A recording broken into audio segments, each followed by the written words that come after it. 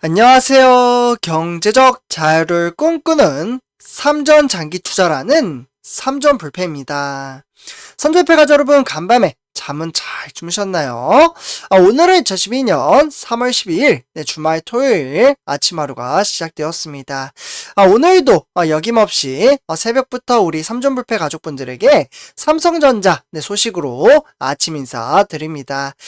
현재 시각 제가 오늘 지금 시간을 보니 오늘 좀 일찍 일어났거든요. 그래서 새벽 6시 10분을 좀 넘어서고 있는데, 일단은 오늘 이번 시간에는 전체적인 시황과 업황에 대해서 말씀을 드리도록 하겠습니다.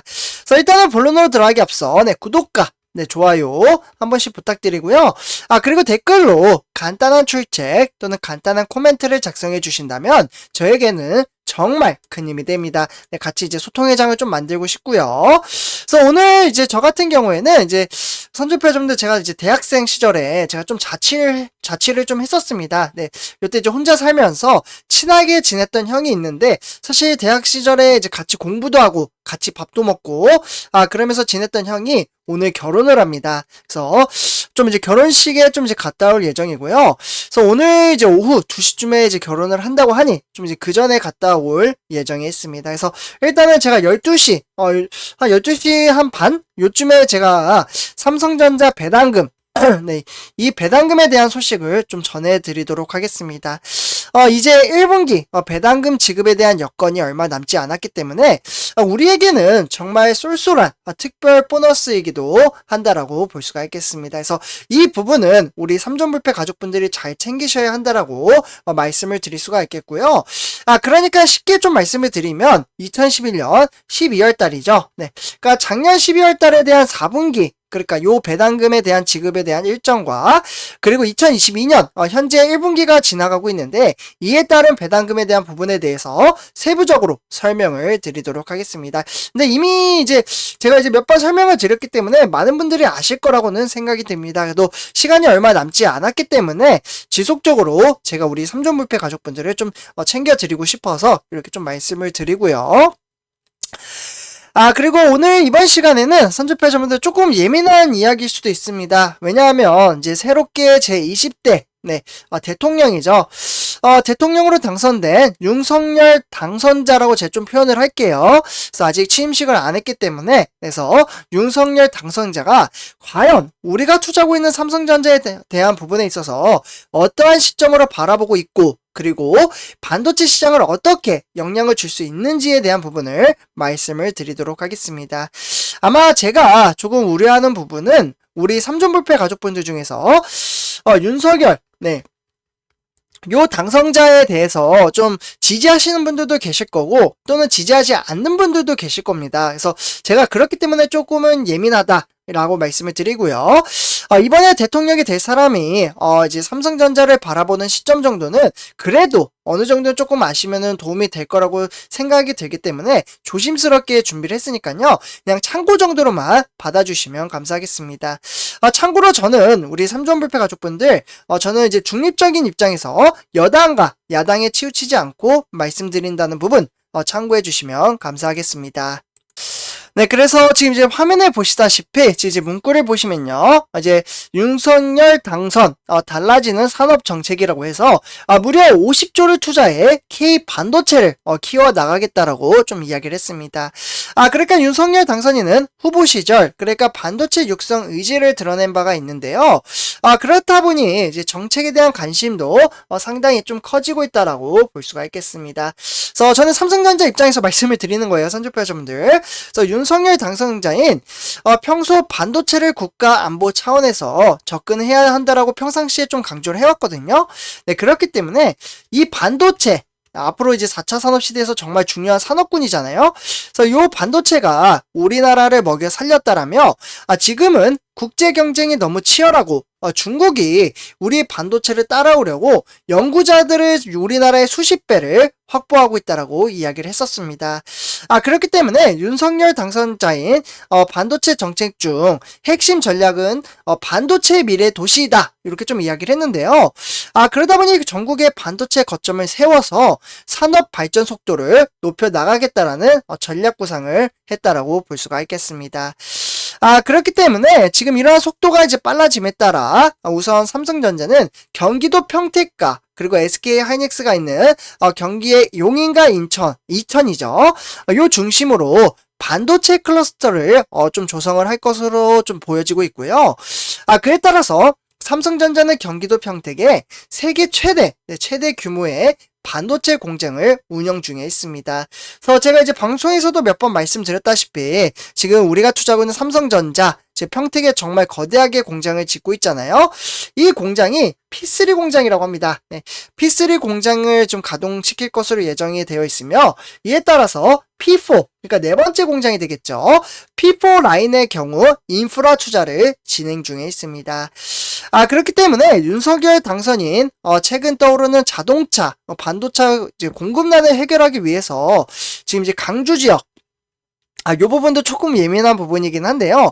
강주광역시의 이제 자동차 전력 반도체 클러스터를 구축하겠다라는 계획을 좀 내놨다라고 볼 수가 있겠습니다.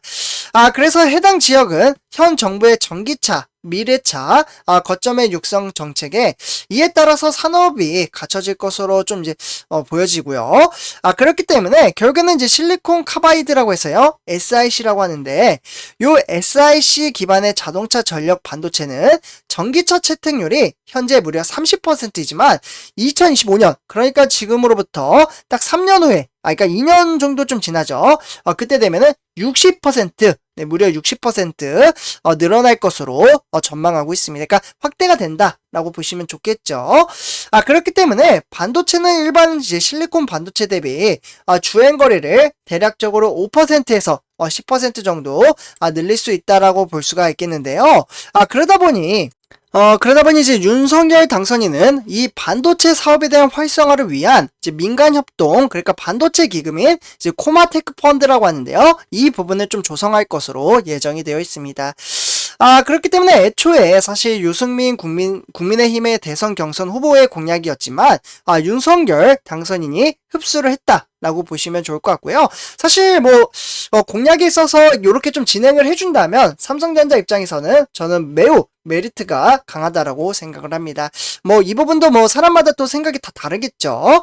어쨌거나 정부가 이 50조 원이라는 정말 막대한 금액을 출자하고 그에 따라서 민간 기업의 출자를 독려해 줌에 따라 추가 자금을 마련할 것으로 보여지고 있습니다. 그렇기 때문에 현재 이제 출연금으로는 이제 국내 팹리스죠. 그러니까 팹리스는 이제 반도체 설계라고 볼 수가 있겠고, 그리고 그에 따라서 파운드리, 그러니까 반도체 위탁 생산 산업을 키울 것으로 보여지고 있습니다. 그래서 두 분야, 모두 시스템 반도체의 핵심이지만, 결국에는 한국의 경쟁력은 다소 부족하다라는 평가도 좀 나오고 있는데요. 그렇기 때문에 디지털 경제를 확실하게 추진하려면, 결국에는 국제 공급망 리스크에서 벗어나야 한다라고 볼 수가 있겠죠.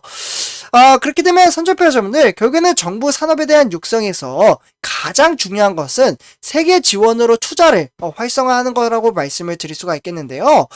그러다 보니 윤석열 당선인은 반도체 인재, 그러니까 10만 명입니다, 무려 10만 명을 지금 이제 양성해 나가겠다라고 좀 언급을 하기도 했고, 그에 따라서 최근에 반도체 패권에 대한 전쟁이 심해진 가운데 지방 거점에 대한 대학의 반도체 학과를 신설을 함에 따라 전문 인재를 키워 생태계를 확장해 나가겠다라는 의지도 밝혔다라고 볼 수가 있겠습니다. 결국에는 특히 대학의 반도체, 전자, 컴퓨터 이런 이제 공학에 대한 별도 지정에 따라 양질의 인재를 키우고 그에 따라서 반도체 비전공 학생들에게도 전공에 대한 전환의 기회를 제공할 것으로 보여지고 있습니다. 그래서 선제표 여러분들, 제가 항상 말씀드리지만 그 무엇보다도 가장 중요한 것은 인재입니다. 인재. 사람이 정말 중요하죠. 그래서 저는 이제 지속적으로 삼성전자가 인재에 대한 부분을 키워 나가려는 모습이 참으로 긍정적으로 좀 이제 생각을 하고요. 어쨌거나 인재가 충분히 배출되면 그에 따라서 일자리가 또 만들어지게 되고, 그러면 결국에는 4차 산업시대에 접어들면서 그에 대한 혁명을 나타낼 수 있다라고 볼 수가 있겠죠. 이미 국내 반도체 기업들은 대학과 계약을 맺고 전문 인재 양성에 힘을 쏟고 있습니다. 선조배우님들 제가 다시 이제 학생으로 돌아간다면 저는 반도체 학과로 좀 다시 지원을 하지 않을까라는 생각이 들 정도로 참으로 미래 성장 가치가 너무 높다라고 말씀을 드릴 수가 있겠고요. 그러나 저도 이제 제 본업이 있다 보니 아쉽게도 저는 이제 IT 네, 저는 이제 IT 부분에 있어서 지금 삼성전자가 이제 5G나 뭐 네트워크 이러한 분야에서 일을 하고 있잖아요. 저는 이 분야를 담당을 해서 지금 일을 하고 있습니다. 기회가 되면 저도 삼성에 있는 이 5G에 있는 5G 사업에 좀 이제 취업을 해가지고 일을 하고 싶은 소망도 있습니다. 그래서 이렇게 좀 말씀을 드리고요. 어쨌거나 선제표자분들 여야 불구하고 사실 이제 전체적인 시황과 업황만 좀 바라보시면 좋을 것 같고요. 우리는 사실 반도체에 정말 막대한 금액을 투자하는 삼성전자에 지금 같이 일을 한다라고 생각을 하시면 좋을 것 같아요. 그래서 이렇게 시황과 업황에 대해서 말씀을 드렸고 이번 영상 마치도록 하겠습니다. 선조표자분들 제 영상이 도움이 되셨다면 구독과 좋아요 한 번씩 부탁드리겠습니다. 그리고 댓글로 간단한 출첵, 간단한 코멘트를 작성해 주신다면 저에게는 정말 큰 힘이 됩니다. 그래서 이렇게 말씀을 드리면서 이번 영상 마치도록 하겠습니다. 네, 감사합니다.